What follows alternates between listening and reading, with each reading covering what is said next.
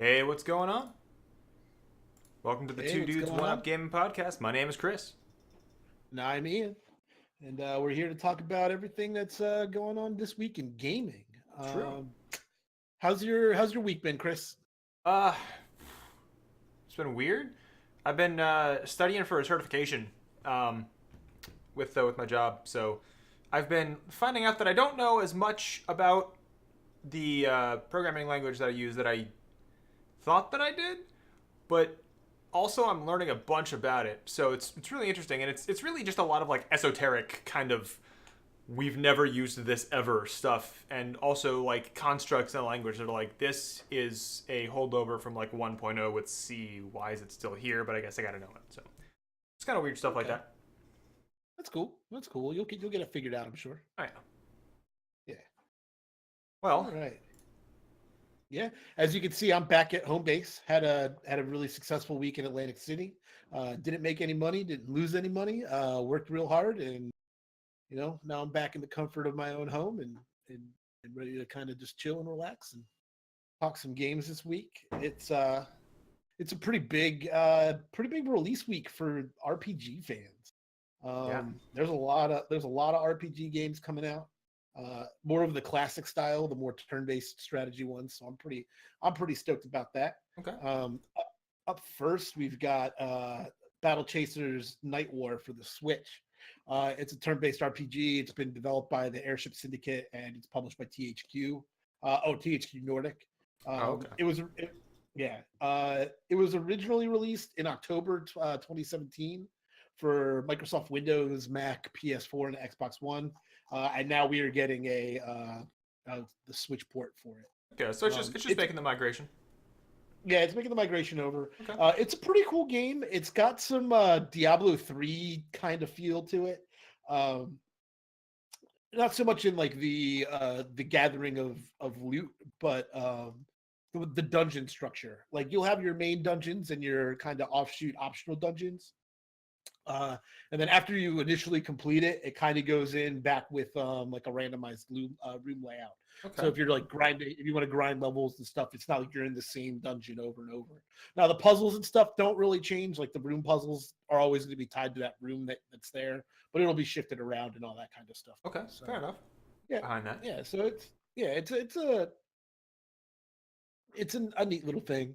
The combat RPG. system about it's pretty solid. Um, it's Is just it? got Now it's you said it's RPG. Are we talking turn based? Or are we talking about yes, yeah. real time? Okay. Yes, I would say that it's a turn-based RPG. The battle system is like built.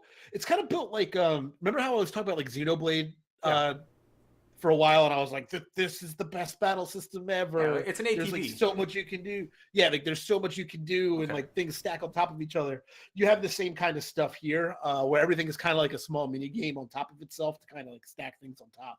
So that's kind of cool. And it's got like the overcharged stuff that you see in like JRPGs and all that kind of Yeah. Yeah. stuff. So, I mean, it's kind of expounds on the traditional sense of the battle system. So it's a pretty cool game. It's getting okay reviews, so I'm sure the story is nothing really to write home about. But Fair enough. As a Switch fan, and as an RPG turn-based RPG fan, I'm probably gonna end up picking this one up for the long air rides that I gotta take, Yeah, and the amount of playing planes and time you stuff. get, like you've got a I real got time. like you are the target market for the Switch. Like to have something that can actually like play decent games in your hand, like Yeah. Oh, and that's really it's good. been absolutely perfect. Mm. It's been absolutely perfect. Another RPG game being released. Oh, that game's being released tomorrow. The port's being released tomorrow. Another game getting released as another port tomorrow is Shin Megami Tensei Strange Journey Redux. Now this game is like 8 years old. Yeah. It was originally released on the Nintendo DS. So it is getting just an overwork and then pretty much just ported straight up to the 3DS. All right. And yeah, but the game itself is pretty much the same. Fair enough. Uh, Yeah, that's Also, really interesting that it's getting a port to the 3DS because the 3DS now has been around for about as long as the DS was around, and Nintendo right, has shown no like interest in replacing it. They updated it recently with a new 3DS, but it's still the same hardware, and they've only released like 2 games that are exclusive to it. So Right. it's really interesting that it's still getting that release because it kind of speaks to the longevity of the 3DS as just a mobile platform. Like it does Yeah. everything that it needs to, and Nintendo doesn't feel a need to push it further. At Yeah, least I for mean, now. it definitely targets the younger kid generation, ones that the parents usually think like, hey, like maybe they're not ready for something like the Switch, as intense as the Switch, but still need a handheld thing to kind of keep them busy while they're in like car rides and stuff. Sure. So I mean, there's plenty of games that there's still plenty of like the library is pretty expansive for the 3DS. So Very, yeah. yeah, You can actually see uh, my 3DS library. It's hanging out. It's the white stuff on the shelf over there. there you go. So the other RPG being released tomorrow is Little Witch Academy. I can't even say it right now. Little Witch Little Witch Academia Academy. Chamber of Time. Yeah, I'm not the best. I'm not so good with the English words, But yeah, I mean, this is based off of an anime series that's super popular in Japan. It's being published by Bandai Namco. Yeah. It's like it was released in Japan November of last year. It gets a Metacritic rating of 81. It's being brought over to the US. It definitely hits that girl power kind of, like girl power witch magic kind of female Harry Potter-esque kind of deal. Yeah. So, if that's your deal, that's If you're a that's fun weeb, one this that is you for might you. wanna get into. Yeah, true. That's fair. That is fair. Uh, what other games are being released tomorrow here? I think Horizon Chase Turbo is coming out. Yeah, I'm actually super excited for this. Yeah. It just reminds me of all the car games that I used to play in the arcade back in the day, like Cruising Oh World. yeah. Cruising yeah. World. Yeah. Yeah, I mean it's pretty much the same. It's pretty much the spiritual sequel to the Cruising World. Okay. All right. It's Cruising USA. Yeah, it's got the classic graphics. I mean, it's pretty straight to the point. Nice. If you double tap A, do you get a wheelie? I don't know. It's a good question. We'll find out tomorrow. That game is being released for the PS4 and the PC. I'm pretty stoked about that one. All right. Another port coming out for PlayStation 4 tomorrow is Dragon's Crown Pro. This game's been around for a while too. It was originally released back in 2013 for the PlayStation 3 and the Vita. It's kind of reminds me of like Streets of Rage and Altered Beast and stuff, like the side scroller, Teenage Mutant Ninja Turtles, Turtles in Time, like the side scrolling. Yeah. But this one has like RPG elements to it, doesn't it? It has a couple RPG elements to it. There's 6 classes that you could kind of pick from that you can play as, and you can kind of grow them as you kind of go along. Okay. It's pretty much being re-released as a 4K HD redraw.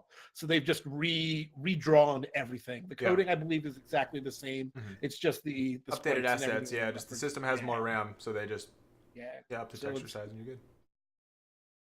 All right. But the cool one that I think that's getting released tomorrow for the PlayStation and the PC is a game called Omen Sight.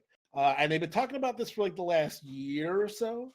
It's an action murder mystery game. You play the Harbinger, a powerful mystical warrior who's witnessed the destruction of the world, and in order to prevent annihilation, you're destined to repeat that day over and over and over and over again to solve the murder of the godless priestess, whose death precipitated the apocalypse. So it's like it's kind of like action adventure Groundhog's Day.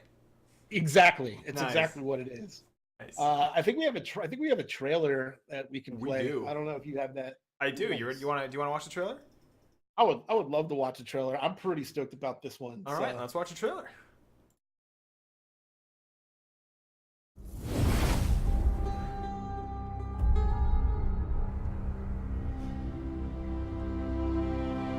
You were brought back to the last dawn.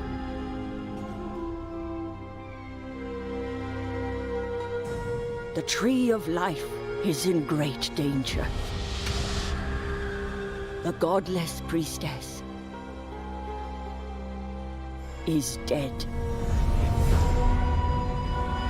The bond she shared with the Tree of Life broken. The world is at war. each side left wounded, bleeding. The conflict feeding the void.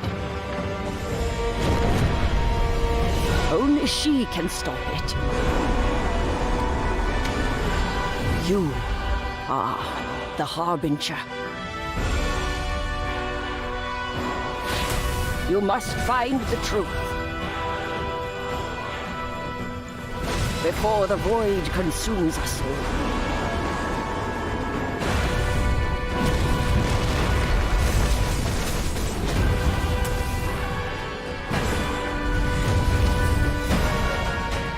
Today might be the end of the world.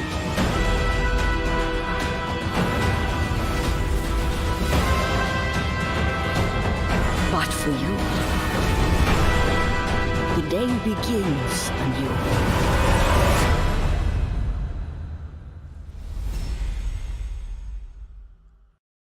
All right.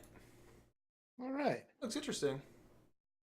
Yeah, I mean, it seems like a generic action platformer that's just got some puzzle elements to it. So, I mean, I'm pretty stoked about it. We'll see what happens. You know, the game gets released tomorrow. Not a lot of people have been talking about it, and we'll just see what happens with the reviews and everything as the critics get the chance to play it. Okay, fair enough. Yeah. The art style is another one of those kind of cell shaded things that has been getting more popular in recent years, which is, you know, Yeah. I mean, I don't know how I feel about it. I'm kind of like right in the middle on it. We'll see how it goes. Okay. Let's I mean, just I'm pretty much all for cell shaded games. I loved Borderlands. Oh yeah, it allows the yeah. graphical artists to do a lot more with in terms of styling. Yeah. I just meant rather as the game in general. See some reviews first. You know, I'm not as easily sold. I think. Okay, that's fair. But That's totally fine. is what it is. But that's about it for tomorrow, or the games that will be released at about midnight Eastern time here. The next big release day, there's a couple of games coming out on Thursday. There is Fox and Forest coming out for the PS4, Xbox One, Switch, and PC. It's a 16-bit style action platformer RPG with RPG elements. You could switch through the seasons on the fly, and the goal is to unveil the mystery of the 5th season. Yeah, I don't know too much about this game beyond that. It sounds like kind of similar to The Legend of Zelda Oracle of Seasons. Did you ever play that? No, I have not. Back in the day? That was a cool game too. You had a rod, and you could it was magic. And anytime you beat, or rather, I guess there were 4 temples that you could visit. And when you defeated the boss, you unlocked more power for the Rod of Seasons, and you could pick which season it needed to be. And depending on the season that it was, certain puzzle elements would be unlocked for your advantage. So like if there was like a glacier in your way, you could switch it away from winter into like fall or something, and it would, the glacier would be gone. Or if there was like a lake that you couldn't cross, maybe you had to switch it up to winter. Or just there's all kinds of interesting sort of puzzles and stuff that you could solve like that. So that sounds like it could be pretty interesting in terms of gameplay, if you're switching up seasons like that. So there's a lot of interesting, I think, promise there. Yeah, I'm actually looking through it on Steam right now. The artwork, classic 16-bit artwork. Sure. It kind of reminds me of like a Contra, or like a God, what was the other, something Mercenaries. I don't remember the name of it off the top of my head. But it's just definitely a 2D side scroller. So I guess the RPG elements will be like leveling up weapons and stuff, and maybe gaining a couple more abilities as you go. It looks like your main weapon is a crossbow, so you just kind of, I guess it'll be like the type of ammo and stuff that you can unlock in the process. All right. Other than that, on Thursday, there is Far Lone Sails coming out for the PC. Oh, yeah. It's an upcoming exploration adventure video game. It's in development by Okamotive. The game will be released on Microsoft Windows and Mac OS X on Thursday, and there are Xbox One and PlayStation 4 versions in development.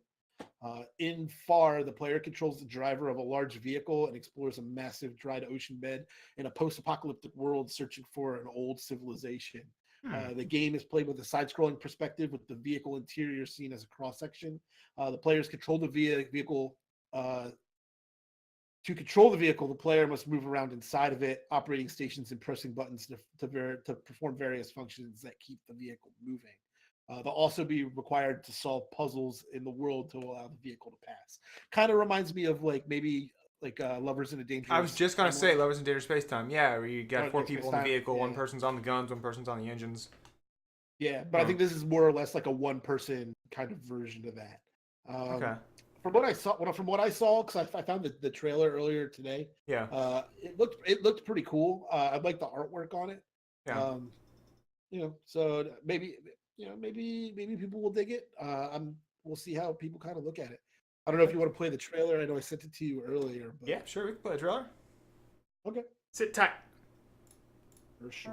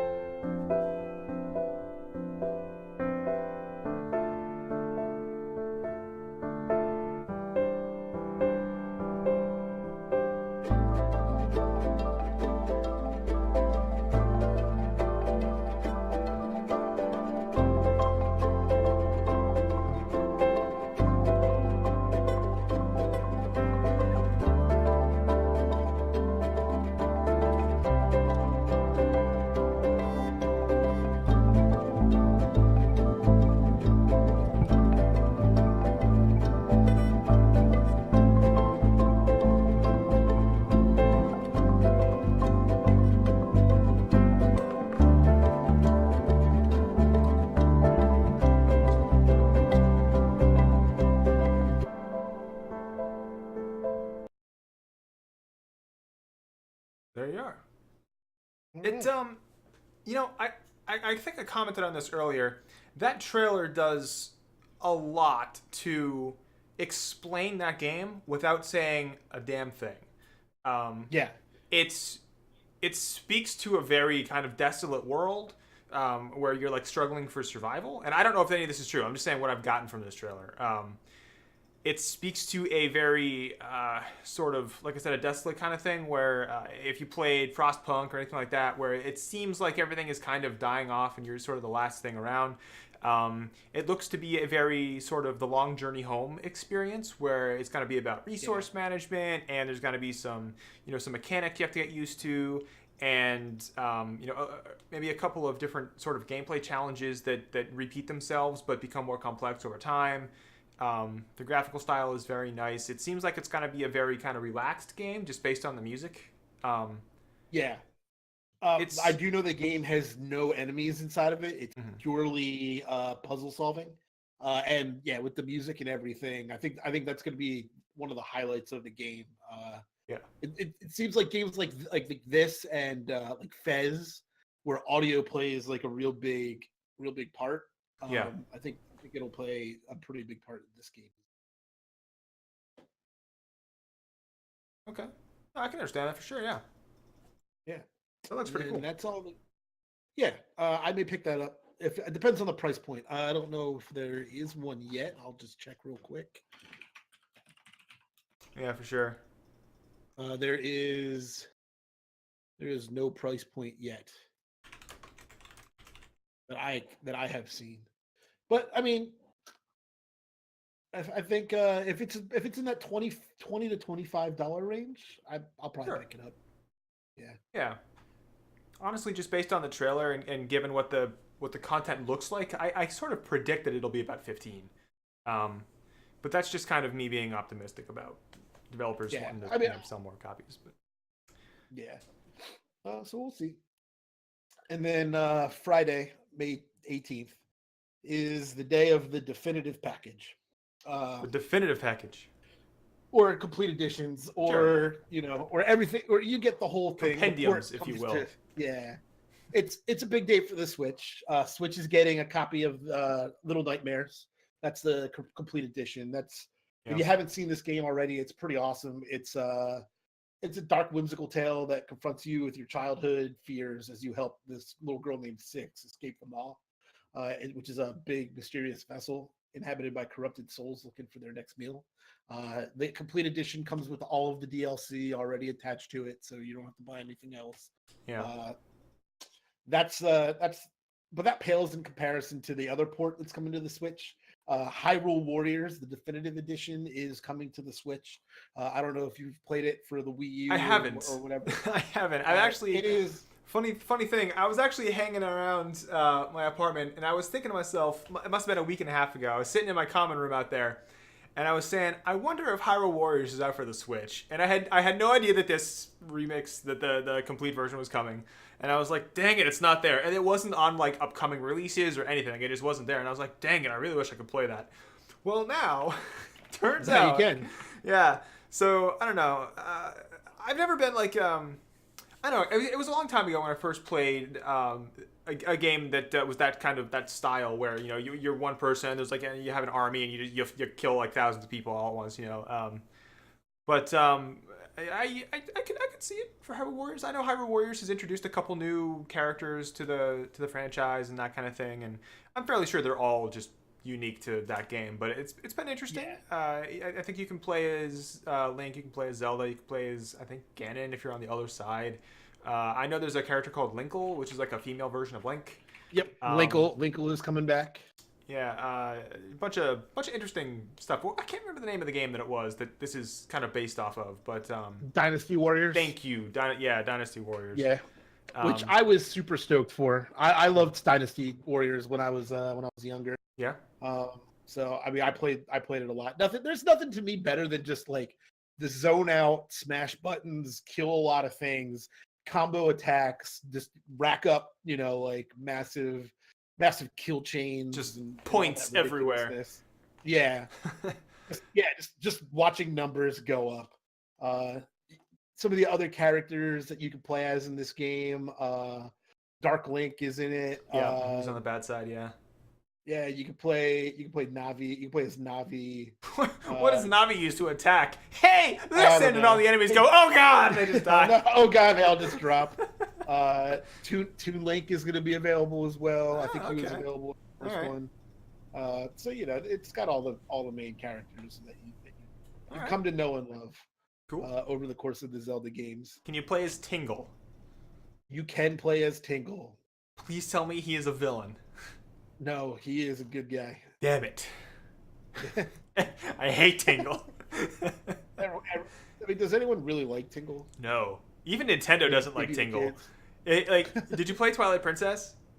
I did, yeah. There's a character standing outside the tavern in Hyrule Town who is supposed to be the kind of version of Tingle that's in that world, and he is like destitute and like downtrodden, and just no one cares about him.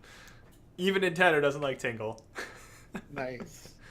But yeah, Hyrule Warriors should be good. I'm hoping. I know Nintendo's gonna launch it at $50. I just know it, but I'm gonna wait around until it hits like 20 or something to pick it up. But I mean, I would like to play that. As a Legend of Zelda fan, it'll be a while for it. It'll be a while before it's $20, but it'll hit there eventually. It is a port, so they're trying to make their money off of it and then figure it out. Yeah. But other than ports, there is a new game coming out on the 18th. State of Decay 2, which I don't know if you played State of Decay 1, but it was like a zombie survival video game. Yeah, it was a shooter survival, right? Like they kept coming at you in waves. Yep. Yeah. Okay. Yeah. Yeah. I had a friend who was just telling me all about it, just raving. He's like, "You got to get this so we can play." And I'm like, "I don't know, what's more zombies?" And I don't know. I feel like zombies have been done to death. Har. At this point, they have. But when the original State of Decay came out, it was pretty fresh.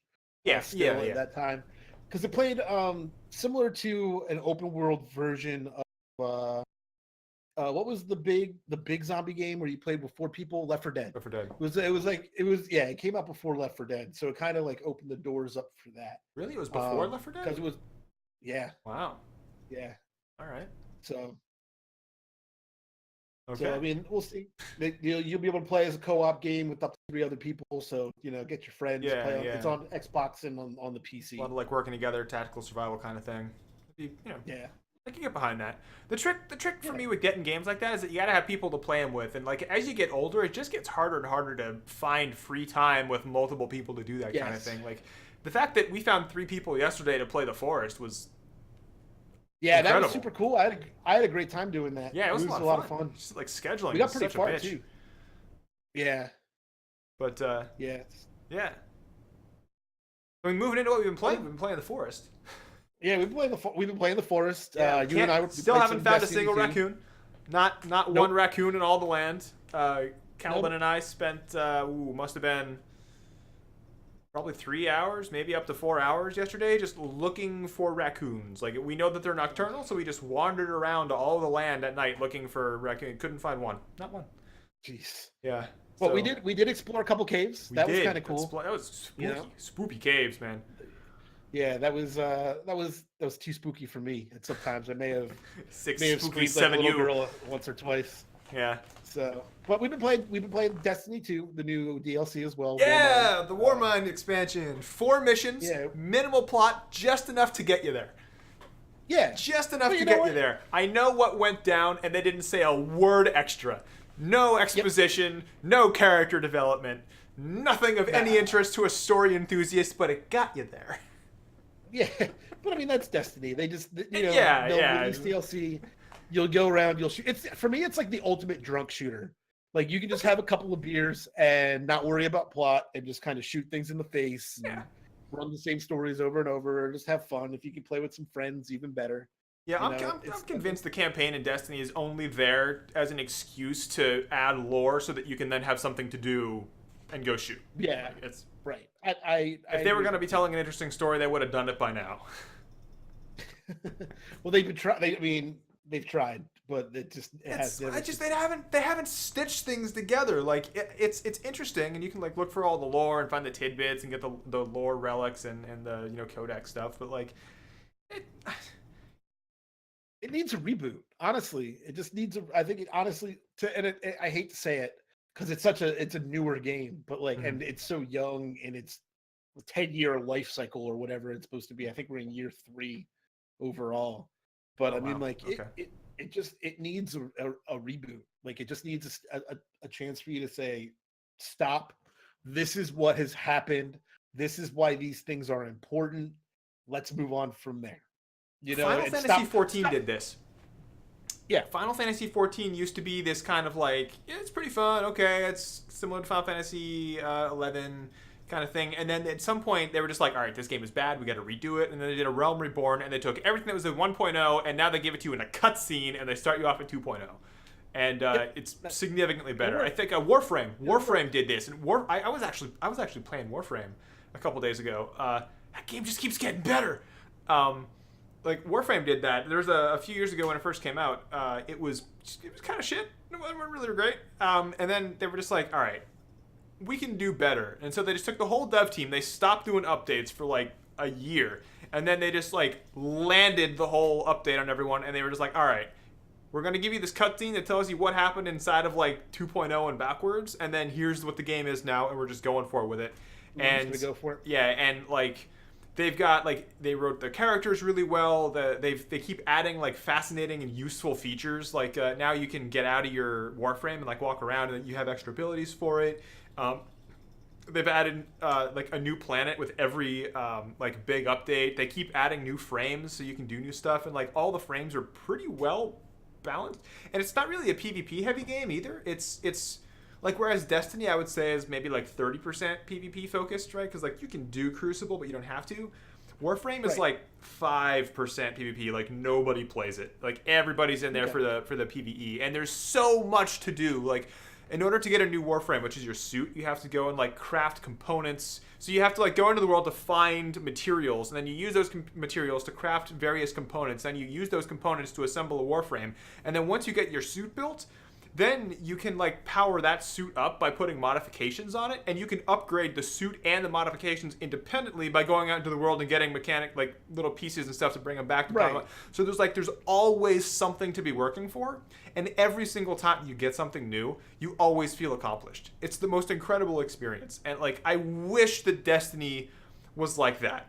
because I think Destiny has a higher production value than Warframe does, but Warframe is just, to me, more just visceral fun to play.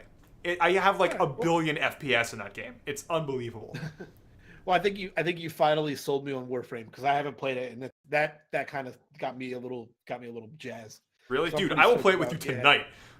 Yeah, I'll probably download it sometime today or so. But I think the biggest problem for me, the biggest problem with Destiny and the storytelling, is they went the world of like how Lost, the television show Lost worked, and how like Bad Robot likes to do their stuff, where it was like, we'll give you a question and then we'll answer the question but leave you with two other questions, and then we'll address one which will leave you with two other questions, but we won't even address the other question that you ever originally had.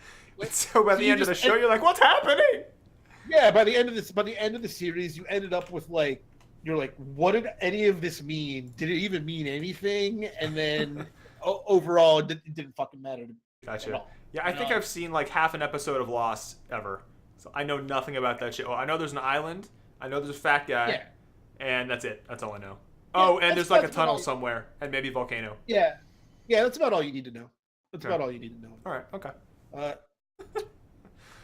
Oh man. Other than that, I started playing Pillars of Eternity 2: Deadfire. Said I was going to. Yes. I'm pretty stoked about it. It does not play as well as I would have liked it to. It doesn't say that it doesn't play well. It plays well, but I kind of got spoiled with Divinity: Original Sin 2, and I don't think it keeps up with it, with the mechanics.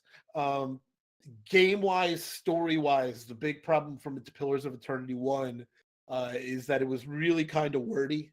Lots of exposition. That's actually why I stopped playing it. I must have got 4 hours in, and when I realized I hadn't left like the third screen, I was like, okay, I can see how this is gonna be. Yeah. And I'm convinced I would still be playing it. Yeah, but they've done a really good job right now of consolidating it down. That's great. That's really good because it's a very BioWare. It's a very Aurora Engine reminiscent game. Like, if you recall, like what Baldur's Gate was built on, and what like Temple of Elemental Evil was built on, like that was all the Aurora Engine, like the old BioWare engine. Yeah. And they were beautiful games. And I feel like the comparison that it gets to Divinity: Original Sin is both fair and unjust, if that makes any sense. They are two different games. Yeah, they're aiming for something different. The Aurora Engine style of system is based on Dungeons and Dragons. It's, here are your characters, here are your character sheets, here is your inventory, here are your stats, here are your levels, and here's how you apply your perk points, right? Like, that's how it works. Right. It takes Dungeons and Dragons and it makes it into a video game, and Divinity: Original Sin is a fresh take on RPGs. It's a tactical, turn-based kind of system, and the Aurora Engine is also turn-based, but they're coming at this from different angles. You know, the D&D one is very party-based. It's very stats-based. It's very numbers-based. So in the Aurora Engine, if you've got better numbers, you'll win. But in Divinity, you need the better tactics, and it's just. They're so similar, but there's this like tiny distinction that makes a world of difference if you're an RPG player. Like, you can look at one and look at the other, and anybody who doesn't know what you're talking about will look at these and say, these are the exact same game, but that one has worse graphics. But RPG players will look at this and be like, these are totally different games. You know? Yeah. So, but I'm excited to play Pillars too. I want to get this one done, especially if it's less wordy. I think. I'd be very interested in that, because I haven't been able to play a good like D&D kind of computer game in a long time, and I'm kind of getting that itch back, you know. So yeah, again, it comes with the Vox Machina DLC. You know, like you can get all the voice packs and the character portraits, so you can build them up as hired mercenaries, as you will. So I'm running my main character with Keyleth and Vexalia right now. As my 3-bit party team. I may switch one of them up to Sean Gilmore. I'm not sure. Gilmore! Yeah! Yes. Gilmore is a voice pack. That's great. Yeah. What was his name? The bomb powder guy. Oh, no, he's not in it. No, he's not. Dang. Trust me, it would have been ridiculous. he may make an appearance somewhere. I don't know. I haven't gotten that far. That sounds awesome. Yeah. Man. Have you been playing Conan Exile still, or? I have, yeah. This past week, Conan Exiles released 1.0 this past week, so I've been checking it out. I've still got the server on my desktop. I haven't been. I played it a little bit on Saturday actually. Just a couple hours. One of the guys from the stream hopped on. We were playing a little bit, but yeah, I mean, it's been it's been fun. That's a game that has seen crazy improvement since it first entered early access. You can climb walls. They redid the stamina system. They redid the combat system. They added a whole bunch of new recipes. The graphics are better. They added new locations. Like the whole game was just more interesting and more fun to play. That's cool. That said, it is exactly a survival crafting game. Yeah. I think the combat is better than any other survival crafting game. I think the engine runs significantly better. I think like of the survival crafting games, Conan is the one you want to be playing. Its engine is worlds better than Ark. Its player base is way friendlier than Rust. Its player base is significantly older than those playing Minecraft. It's okay. It's like Well, if you're an adult and you're playing that kind of game, that's the one you're looking for. Yeah, that Conan market is definitely geared towards an older gamers. You know, I don't feel like the younger generation's really going to be able to relate to Conan the Barbarian. Yeah, they're gonna be like Hyboria. Who's that? You know? Yeah. So, but yeah, that's cool. It's been good. I've been having fun with it. All right, that's pretty solid. We should probably start. So 40 minutes into the stream, we should talk about news because we've just been talking about games that are coming up. And there are some things I really want to talk about in here. Let's start with the top one here. We got this is interesting to me. Okay. Go for it. Oh, you're okay. Yeah. So apparently the GameStop CEO, he quit. He left. And he's only been there for 3 months. He got in there. He was like, this looks not fun, and he left, and that was it. Yeah. Personal reasons. The co-founder Daniel Matteo, Di Matteo, assumes the role of the interim CEO again. This is the second time he's done that in this year. And I think the only other major thing about it is that as of today, the stock was down to $12.55 a share, which is about half of what it was a year ago. I think it was about $25, $26 last year. Yeah. And it's a fraction of its previous highs in 2013, 2007. So it's been pretty steadily downhill as GameStop kind of struggles to figure out how to convert their business strategy from the store front base to more of a digital distribution kind of setup. And I feel like it's going to be so difficult for them because GameStop, well, they've kind of shot themselves in the foot. Yeah, I don't particularly like GameStop, but I know a little bit about them. They used to be Electronics Boutique, and I liked Electronics Boutique. And then at some point, Electronics Boutique, they switched their name to EB Games, and they started focusing more on game stuff, consoles, games, peripherals, posters, that kind of thing. And then at some point, GameStop was a separate entity. They were a different store, and GameStop bought EB Games.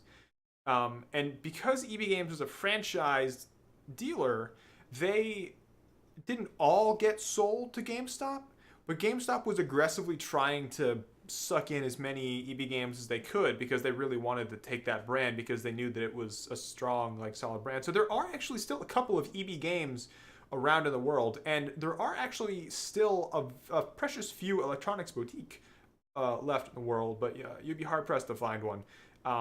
But when EB Games when EB Games got bought by GameStop, GameStop started selling or doing buybacks for games, but at a significantly lower payout rate than EB Games did. I think it was 30% lower or something like that. Like they started just taking all of the money away, and they really started focusing a lot on sort of a very, very targeted market.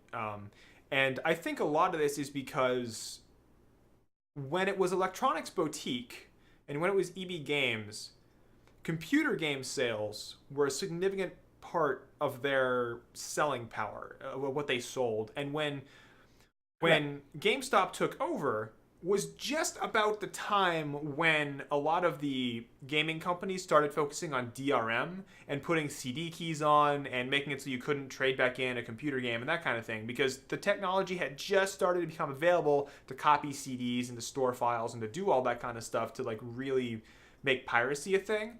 And despite the fact that piracy has never actually been a huge problem in PC gaming markets, that it like companies only try to make it into a big problem, but the long and short of it is like I could go pirate any game I wanted to. I mean, I'm behind like 3 VPNs and a firewall, and I've got like I could change my Mac. I could do whatever I needed to go get a game for free, but I don't want to. Like if I want to play a game, I'm just gonna buy the damn game. Like I'm an adult with money. I'm gonna buy the thing that I want, right? Like it's the and a long time ago, gaming's target audience was children, and that's just not true anymore.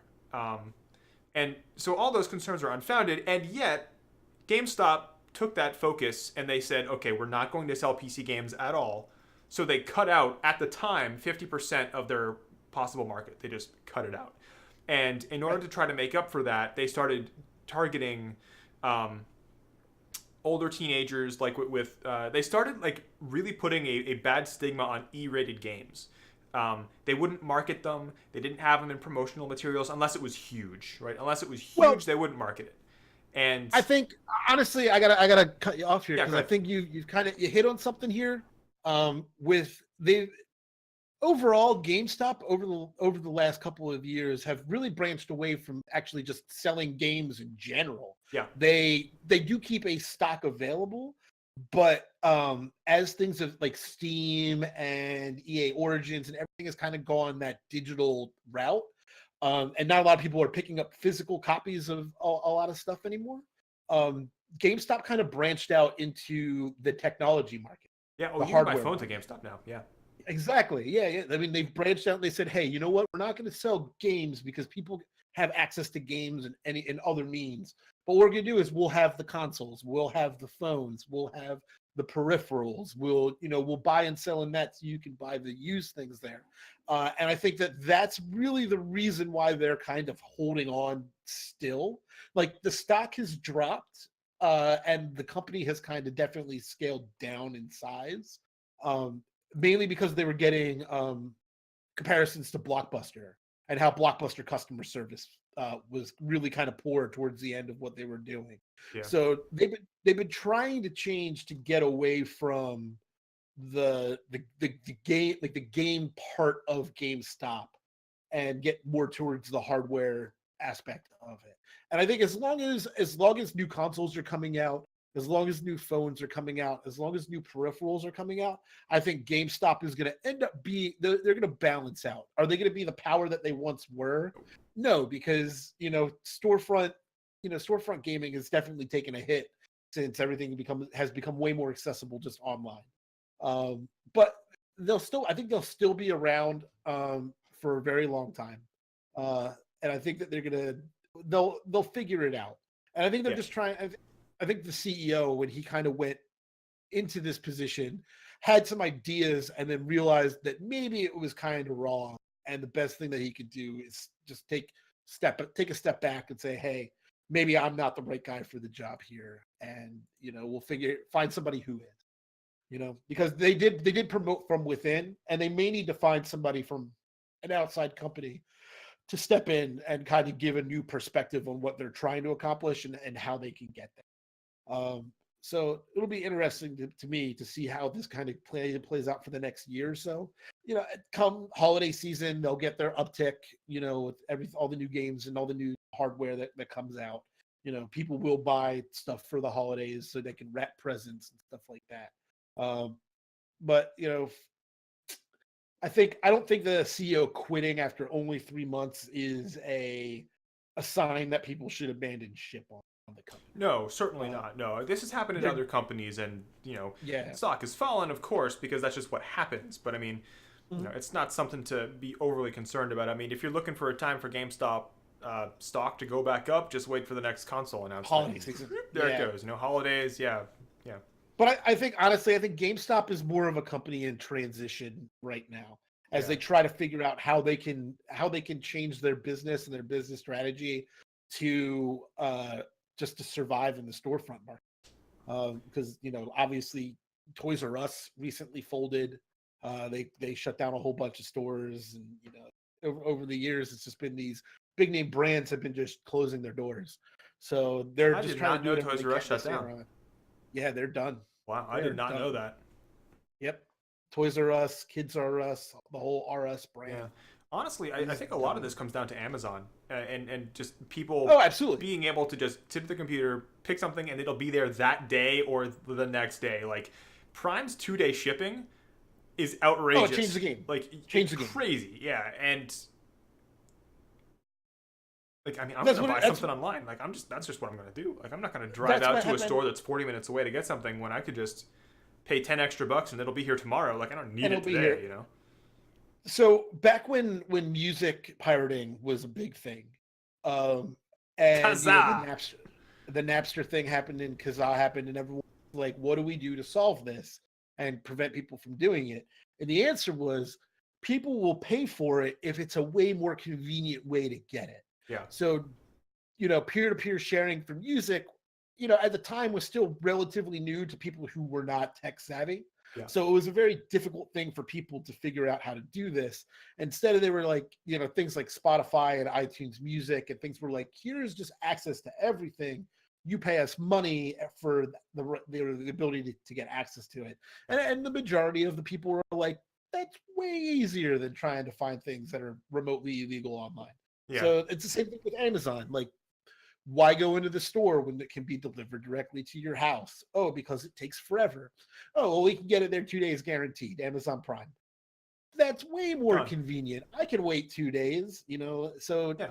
it's just the way that business is going, and it's now really I think my generation is really kind of more focused on customer experience and satisfaction than price value. Yeah. As long as things are kind of presented to us in a way that seems very convenient to us, we as a generation are more willing to pay a little bit more money for it. So no, I'm absolutely like that. I don't know. I think you and I are both technically millennials, and I feel like technically borderline. I'll fight that to the death. Yeah. You're closer to not being, but I could be, but I refuse to admit that I am. I know.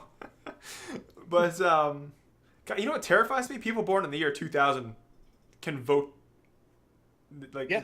Anyway, so what was I just gonna say? I feel like I'm very much the same way. I'm on the same page with you. I'm willing to pay more money for a better product or for a better service that's more convenient. Now, just being me personally, I'm very security oriented, so there's some things I won't do, but by and large, I'm always going to buy a product from Logitech over, say, eMachines, because I know for a fact that if something goes wrong with my product, Logitech has got me covered. Like perfect example. When I was in college, I have a G5 gaming mouse. I'm not using it here, but I have it in a box out in my common room.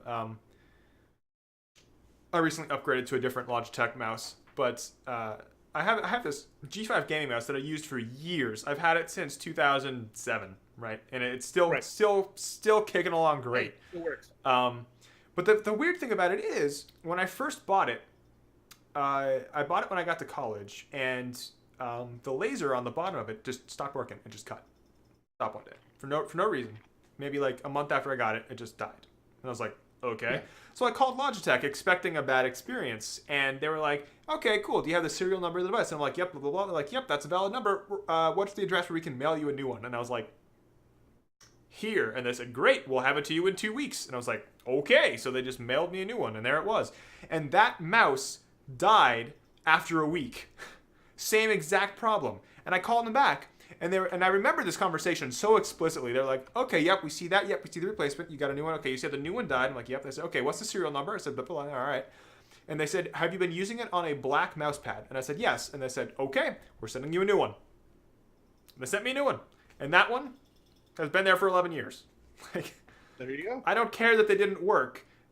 I cared that the customer service was so damn good. They were just like, we're just gonna replace it. Like, we're not gonna try to troubleshoot. We're not gonna drag you through the mud with a bunch of obnoxious questions. We're not gonna try to reboot your computer. We're not gonna try to plug it into another port. We're just gonna send you another one. Okay. Hey, Wins every time. it worked out. Yeah. I mean, that's why Logitech has been around forever. Their customer support is legendary. Incredible. Uh, I don't think they even have an IT team. I think they just have a replacement department. Like, they might. I'm sure they do. gonna I'm just. Because we're tearing through time here. We're probably gonna go over today, which I'm totally. I'm all right with it. Yeah, we got some stuff to talk We about. got some stuff. I'm gonna skip this next one, and I'm gonna knock all the smaller stuff out of the way so we can get into. Okay, because I could talk about this one. Yeah. Yeah, forever. I'm very aware. I talked to Zero off for like a half hour before we started. So, Overwatch is celebrating their 2-year anniversary, Yes. upcoming on May 22nd. And there's an adorable to- pink Mercy skin. Yep. To celebrate this, they are, there's about 50 new items. They will be holding an anniversary event that will include a new deathmatch map called Petra. The big thing, which I knew was a thing that you were kind of pissed about a long time ago, and I had said back then eventually they would do this, and they did it. All of the previously released seasonal cosmetic items and most of the prior brawls, but all of the previously released seasonal cosmetic items will be back for the new event. Mm-hmm. So Yeah. all of the stuff that when it first came out, they had tried this whole thing where you could get stuff, but you weren't able to buy it afterwards. If you didn't get it in the loot box, you didn't get it. And then they realized after that one that they made a terrible mistake. And then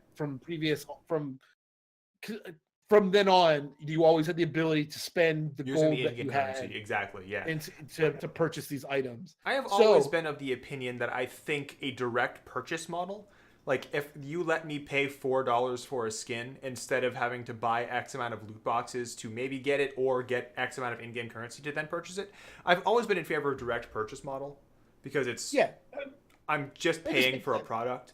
But in terms of not being able to even use in-game currency to get them, I was pretty upset about that. You were the word would be miffed. You were quite miffed about it. Miffed. There was all right. I saw tones of rosy red that I had never seen on your cheeks before. Well, back then we'd only known each other for what, like for a year? Okay. Yeah. So during that time, here's the deal: is that stuff is all going to be available to get now. Yeah. So if you didn't get it originally, you get it. You'll be able to get it, which is awesome. And they've been doing that now for a while because they've been around long enough. Overwatch has that their seasonal events have begun to repeat, and now during any seasonal event, you can purchase previous seasonal event stuff with the in-game currency and the current season stuff. So it's everything they have now is purchasable so long as it's within that season. Yes. So that more or less solves what I was angry about. This is everything. Yeah, this is everything. So all the stuff that you couldn't get before, you couldn't purchase via before, you can get it now. There will be a new competitive mode being added to Deathmatch. It's going to be a fully featured mode. It's got its own placement matches, skill rating division, leaderboards, but it's going to be separate from Overwatch's existing competitive mode. So I think the Deathmatch mode is going to be a completely different thing. And then the only other major thing about this is that Blizzard's going to have another free weekend for people who haven't had the opportunity to play it. It's going to run from May 25th to May 28th. So the Memorial Day weekend, you can get in there and try out all the new characters that you weren't able to try out before if you played another free weekend before. And try out the new map and all that fun stuff. So it's a big week for Overwatch, celebrating 2 years. The game's still going strong. The Overwatch League is doing extremely well. Shanghai is doing horribly. Horribly, 0-30. Yep. How do you even show up to a game? How do you get morale back up after that? 0-30. Paid to be there. Yeah. You have to, they have to be there. They're mentally checked out at this point though. Like those people, they know they're not winning. It's been a rough season. It's been a rough season. Yeah. But they'll get it. They'll figure it out. They might get their one win. E3 is right around the corner as well. I'm trying to think of the dates. I think it's June 11th. Everything's fine. If I'm not mistaken. June 12th to 14th in LA. the big news for this is that Sony, um, it's the PS4 press conference, isn't going to be introducing any new hardware. So people who Right. were expecting a PS5 announcement, not yet. It's only going to focus on four games. Death Stranding, which is the game It's with the Hideo Norman Kojima Reedus. game that stars Yeah, Jordan or whatever Reedus. Is it Jordan yeah, Reedus? Norman Reedus. Norman Reedus. Thank you. Yeah. The Ghost of Tsuchi. I can't English. I can't say Japanese words. You're Ghost gonna of have to read Tsushima. that one for me. Okay. Tsushima. Yeah, I I'm sorry. can't say Ghost of that. Tsushima. Yeah, which is a new IP. It's a brand new IP for.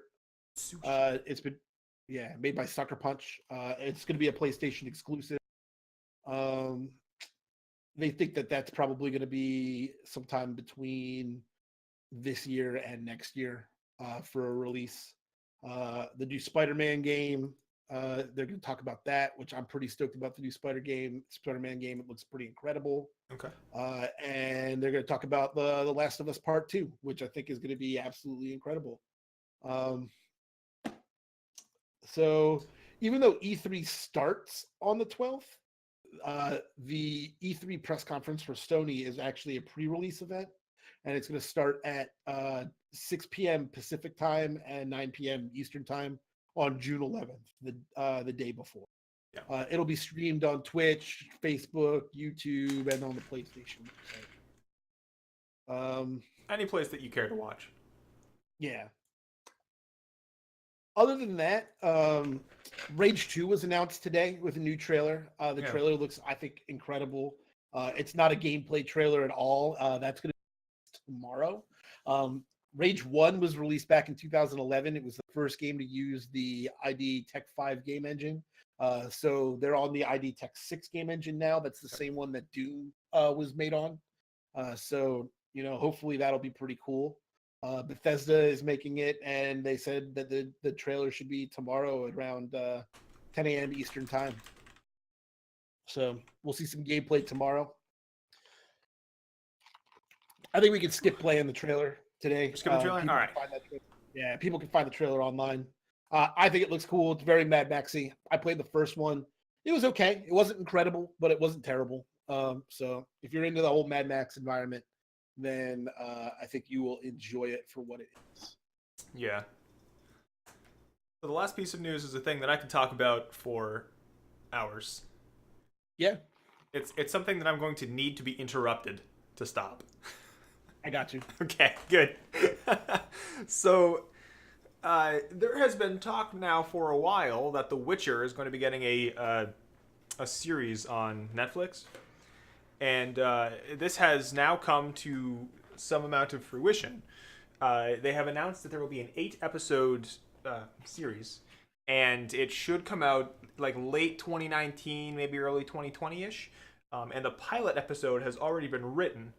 And the author of the book, so if you don't already know this, The Witcher is not just a game or a series of games. It was originally a series of books. Books which are those red books on my shelf. So there are currently 7 books, and there's an 8th coming out. 2 of them are they're not like part of the main storyline. The first one that was released was called The Last Wish. I'm getting sidetracked. Point is, there are books, there are games, and now there's going to be a series. So Andrzej Sapkowski is the guy who wrote the books. And so he is going to be there. Was he just involved with supervising? What is he doing with the series? Yeah, he's a direct consultant. Okay, good. Yeah, that's going to be helpful. So this guy created a world that is very dark. It's depressing. It's a world that was created so that he could tell you a story. He had an idea that he wanted to convey, and he had to create an environment so that he could tell the story. So, the best way it could be done was just by building out this environment. And if you've played the Witcher games, specifically The Witcher 1 and 2, they do a great job of kind of building out the feel of of the environment in that setting. And Witcher 3 does a great job of expanding on it, but it doesn't really add a lot to the environment. And so I think in order for Netflix to get this series right, they need to be not afraid to show and to tell some dark, evil shit. Like, the world of The Witcher is a place where children, orphans, will die on the street and people will step over their bodies because that's how it is. It's a place where women have no rights and men have all the power and rape is common. It's a place where racism runs rampant, where people will burn elves on the stake, and this is the enjoyment factor, and they bring their children to watch people butchered and murdered, where it's just it's the world is super evil, and like nobody ever gets a free pass. No one ever has a happy ending in that environment. And if Netflix wants to really tell a story in the world of The Witcher, they have to be okay with really taking a chance on it. Because if Sapkowski's involved, I have faith that they'll at least get a good bit of it right. But I'm also very concerned about the story that gets told. Because like I said, Sapkowski wanted to tell a specific story, and so he built an environment to tell that story in.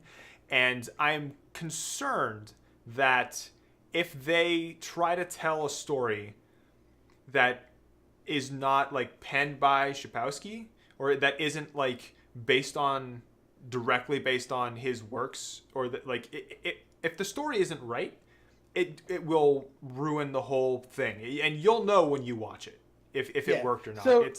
So here's a quote from the press release from Sapkowski. He says, "I'm thrilled that Netflix will be doing an adaptation of my story," says Sapkowski, "staying true to the source material and themes that I had spent over 30 years writing. Good. I'm excited about our efforts together, as well as the team assembled to shepherd these characters." So it looks like they are gonna. I mean, the games do take a little bit of liberties with the source material. They do, but the show is not going to be based off of the games. The show is most definitely going to be based off of the books. Good. So, we'll see what happens. The showrunner for this is a lady named Lauren S. Hisrich. She's known for working on the Defenders and Daredevil. Which I think Daredevil did a pretty good job of getting dark when it needed to. I like Daredevil. So, I thought Defenders was stupid. Did you watch bad. Defenders? I watched a couple of episodes. Defenders was really, really dumb. Every single thing that went wrong in the Defenders was because they decided, oh, hey, the Iron Fist, the one guy in the world who could actually beat this enemy, let's hold him in a chair and tie him up and make sure he can't fight that enemy, and then let's go try to fight the enemy and all get our asses kicked. Like, fucking everything that went wrong. Like, okay.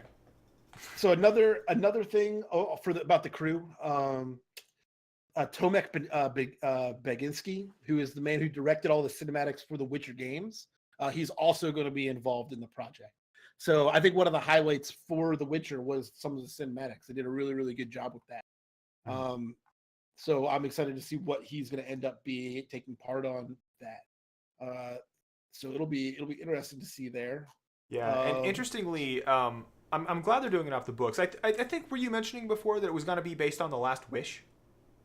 They had mentioned that it may be, but I mean, so Lauren Hisrich is kind of like, she tweeted that like very coyly that that it may or it may not. It hasn't been confirmed really, but if you're going to do 8 episodes in a short season and you need to introduce the characters, the way that The Last Wish is kind of penned out, The Last Wish would be a perfect first season. Yeah, it makes sense that if they followed it exactly, it would be incredible. Because the Last Wish is the first book that was released by Sapkowski, and it's really just an introduction to the world of The Witcher, and it contains just a long series of short stories that introduce the characters and the world and the places.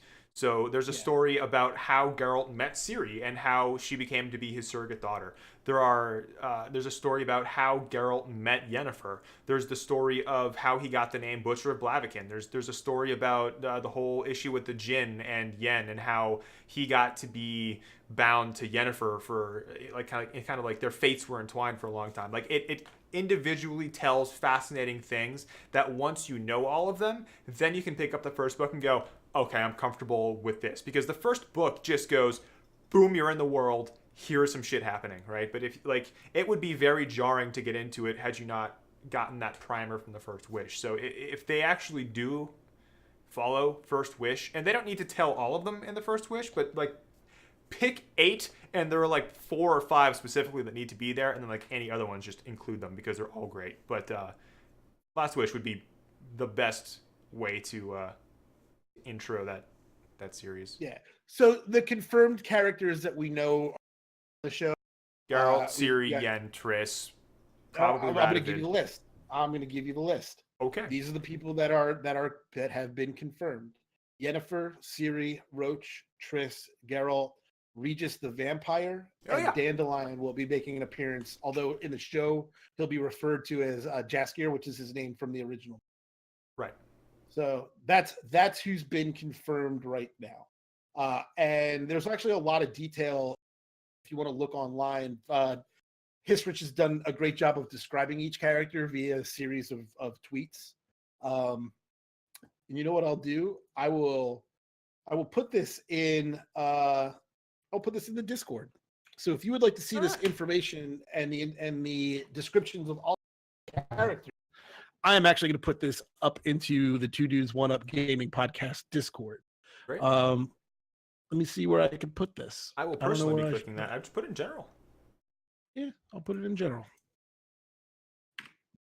I'm going to have to figure out how to edit this and make it look a little bit nicer, but I will figure it out.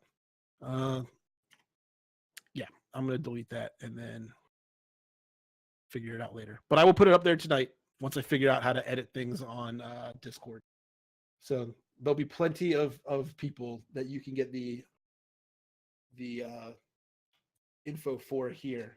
No one has specifically been cast yet for any of these roles, although Mark Hamill has expressed interest in being part of it in some way, shape. If Mark Hamill was Geralt, it would be incredible. I don't know if that'll happen. No, definitely not. He's not. He's never played a character like that. He'd be a good. He'd be a narrator. If he could narrate certain sections, I'd be alright. I'd be alright with Hamill as a narrator. Yeah. Yeah. I can't think of any character. Yeah, they'll be shooting. Might this do an okay as Zoltan Shive. Who knows? You know, he may make just a cameo appearance at some point. Yeah, that's really cool. Anyway, all of that said, I have greatly reined in my enthusiasm and tried to make my comments short about that whole situation. But I cautiously look forward to that, very cautiously. Because if you don't know, there actually is already a Witcher TV series.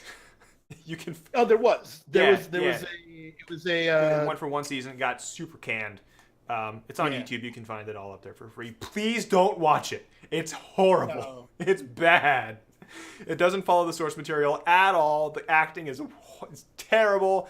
I don't even think it's in English, but the subtitles are like even worse for what's transcribed. The characters don't look anything like they're supposed to. Just don't watch it. Just don't. But yeah, I think that covers just about everything. Did you have anything else you wanted to add? No, I'm just gonna figure out how to edit the markdown here on Discord so I can make this look a little bit nicer. Fair enough. I think that's about all I really wanted to talk about today. Well, all right then. Well, I suppose in that case, thank you guys for hanging out. It's been a good time. Hope you enjoyed the show. As always, you can find us on the internet right down there at Two Dudes One Up on Instagram and Twitter, and we also have a Discord. The name of the show is up there, Two Dudes One Up Gaming Podcast. My name is Chris. And my name is Ian. And you can find Chris on Twitch streaming as Average Goatee. True. That's true. And And you can find Ian streaming on Twitch occasionally as Stunt Mustard. Yeah, hopefully my schedule will lighten up in a couple of weeks or so, and I will be able to stream a little bit more. So be prepared for that, especially if I'm going to start playing Warframe with you. Oh, dude, please, let's play some Warframe. That game is so much better with people to play it. It's fun alone, but oh my gosh, with friends. All right, well, have an excellent night, guys. Yeah, have a good night, guys.